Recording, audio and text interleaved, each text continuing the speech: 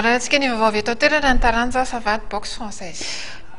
Fananana resam-pirenena telo sosona no andraisan'ny Madagasikara anjara eo amin'ity taranja ity eo aloha ny gala international atsy amin'ny nosy larina eo ihany koa ny World Games izay atao any Russie ary ny famaranana izay fedina tompon-daka eran-tany izay andraisan'ny Johnny Rakotondrabe anjara. Fitinina aminao anatin'ity fanadidina ity izay rehetra izay.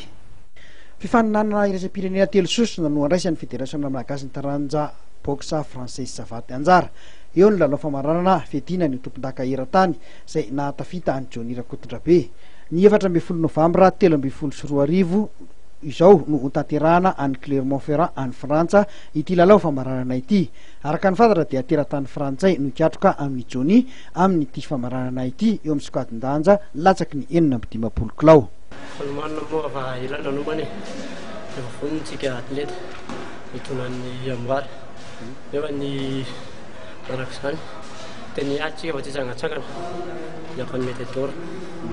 Iza moa ny anao famaranana aminao? Frantsay champion d'Europe. Efa fatapatatra ihany momba azy? Efa fatapatatra ihany ny momba ny ady fa tokantsika mahita azy. Nanao anao raha ny tokonay? Tokonay aloha izany ny tokan'ny firenena malagasy tona ny mety d'or. Raha fahitanao azy any amin'inona ny mety hoe andresenao azy andresenao ny frantsay?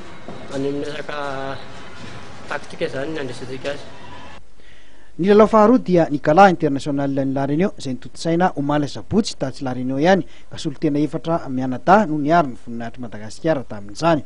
Ny lalao fahatelo farany dia ny World Combat Games izay atao any Russie amin'ny 7 ka hatramin'ny 24 Oktobra 2024. Any nasolotena efatra ihany koa isika amin'ny faninanana io. Nanambara ny tale teknika nasional fa vonona tsara avokoa ny mpiatroka malagasy.